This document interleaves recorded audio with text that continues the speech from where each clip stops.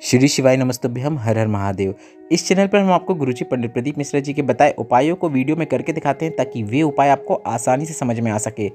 19 वर्षों के बाद ऐसा अवसर आया है कि सावन का महीना और अधिक माह का महीना भी सावन का ही है। ऐसे में आपको 2 माह एक साथ सावन के मिलने वाले हैं, जो कि कल मतलब 4 जुलाई से ही शुरू होने वाला है। सावन के इस पावन महीने में आपको कौन से व्रत करना है, कौन से व्रत नहीं करना है और वह कौन सा उपाय है जिसे करने से आपके जीवन से दुख, तकलीफ, कष्ट, बीमारी सब दूर हो जाती है और आपके जीवन में धन संपदा की वृद्धि होती है, जीवन की परेशानियां दूर होती हैं। तो इस वीडियो में हम आपको यही जानकारी देने वाले हैं। सावन का सबसे उपयोगी और पहला वीडियो है, इसलिए वीडियो आप अंत तक देखें ताकि कोई भी उपयोगी जानकारी आपसे ना छूटे। 4 जुलाई से सावन शुरू होगा। इस सावन में आपको 8 सावन के सोमवार देखने को मिलेंगे और हम आपको बता दें 4 जुलाई से ही आपको पहला उपाय करना शुरू करना है। उससे पहले हम आपको बता दें, अगर आप सावन में पशुपतिनाथ व्रत करना चाहते हैं तो आप कर सकते हैं या नहीं कर सकते हैं। तो हम आपको बता दें, अगर आप सावन सोमवार के व्रत करते आ रहे हैं कई वर्षों से, तो आपको इस वर्ष भी सावन सोमवार के ही व्रत करना है। आप अन्य कोई भी व्रत नहीं कर सकते हैं। आप सावन सोमवार के दिन अगर पशुपतिनाथ व्रत करना चाहते हैं तो भी नहीं कर सकते, अगर आप पहले से सावन सोमवार के व्रत कर रहे हैं। अगर आप सावन सोमवार के व्रत कर रहे हैं और एकादशी, प्रदोष या फिर कोई अन्य व्रत भी आ रहा है और उस दिन सावन सोमवार है, तो आपको सावन सोमवार के ही व्रत करना है। कोई भी व्रत नहीं करना है, सारे व्रत छोड़ देना है। सिर्फ सावन में आपको सावन सोमवार के ही व्रत करना है। यह जानकारी गुरुजी पंडित प्रदीप मिश्रा जी ने अपनी पिछली कथाओं में दी है, जिसे सुनकर हम आप तक पहुंचा रहे हैं। और अब आप सावन का सोमवार के में पशुपतिनाथ व्रत करना चाहते हैं, तो अगर आपने पहले कभी भी सावन सोमवार के व्रत नहीं रखे हैं या फिर नहीं रखते हैं, तो आप कोई से भी सोमवार से पशुपतिनाथ व्रत करना शुरू कर सकते हैं। ऐसा जरूरी नहीं है कि पहले सोमवार से ही करना है। आप सावन के कोई से भी सोमवार से पशुपतिनाथ व्रत करना शुरू कर सकते हैं और सावन के बाद भी चलता रहेगा तो भी कोई दिक्कत नहीं है। यदि सावन के बीच में ही पूर्ण हो गया तो काफ़ी अच्छी बात है।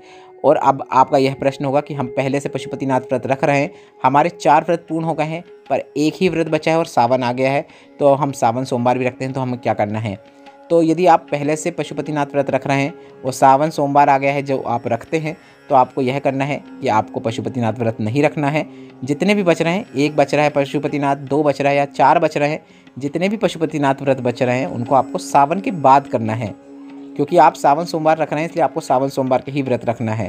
तो गुरुजी ने भी कई कथाओं में कहा है कि कोई भी व्रत आता है तो आप पशुपतिनाथ व्रत को रोक सकते हैं।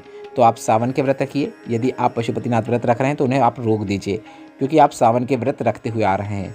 अगर आपने सावन के व्रत कभी नहीं रखा है तो आप निष्फिकर होकर पशुपतिनाथ व्रत रखिए, कोई दिक्कत की बात नहीं है। तो आपको समझ में आ गया होगा कि सावन में आपको कौन सा व्रत रखना है, कौन सा व्रत नहीं रखना है। अगर अभी भी आपके मन में कोई प्रश्न हो तो वे प्रश्न आप कमेंट के जरिए पूछ सकते हैं। अब हम आपको बता दें, सावन के माह में आपको कौन सा वह उपाय करना है जो आप पूरे सावन में करेंगे तो आपके जीवन से दुख, तकलीफ, कष्ट और बीमारियां सब दूर हो जाती हैं और आपके घर में धन संपदा बढ़ती हुई दिखाई देने लगती है। गुरुजी पंडित प्रदीप मिश्रा जी ने पिछले सावन की सावन शिव महापुराण कथा में बताया था कि सावन में कावड़ जल चढ़ाने का बहुत महत्व होता है। यह जल 2 कलश से एक साथ शिवलिंग पर चढ़ाया जाता है। अगर आपके पास 2 कलश नहीं है तो कोई दिक्कत की बात नहीं है। आपके पास 1 कटोरी और 1 कलश है तो उससे भी आप जल अर्पित कर सकते हैं। बस जल की धार 2 होना चाहिए। गुरुजी ने कहा, जब इस प्रकार से आप 2 कलश जल लेकर शिवालय पहुंचते हैं तो 1 कलश का जल अपने आप गंगा जल बन जाता है। और यह जो 2 धार हैं, यह एक पार्वती और एक गंगा के निमित्त धार होती हैं। तो आपको इस पूरे सावन में 2 कलश का उपयोग या फिर 1 कलश या 1 कटोरी, जो भी आपके पास पात्र है, मतलब आपका जल की 2 धार होना चाहिए। एक साथ दोनों कलश से जल आपको शिवलिंग के ऊपर अर्पित करना है। अब आप चाहो तो दूध वाला जल भी अर्पित कर सकते हैं, पर उसके लिए आपको स्टील के कलश का उपयोग करना है। तांबे के कलश में आपको दूध वाला जल अर्पित नहीं करना है। तांबे के कलश से आप नॉर्मल जो पानी है आपके घर में उसका उपयोग कर सकते हैं। 2 कलश से एक साथ जल श्री शिवाय नमस्तुभ्यम बोलते हुए, नमः शिवाय बोलते हुए, ओम नमः शिवाय बोलते हुए शिवलिंग के ऊपर अर्पित कर दें। बस इतना ही करना है। यह उपाय आपको पूरे सावन में करना है। अगर आप पूरे सावन में यह उपाय नहीं कर पाते हैं तो प्रत्येक सावन का जो सोमवार आता है उसमें तो यह उपाय जरूर कीजिएगा। आपके घर से जितनी भी तकलीफ है, दुख है, कष्ट है, वह सब दूर हो जाती हैं। जीवन में सुख शांति देखने को मिलती है। जीवन की परेशानियां दूर होकर आपके घर में धन संपदा बढ़ती है। यह सावन का एक ऐसा उपाय है जो वर्ष में सिर्फ सावन में ही किया जाता है।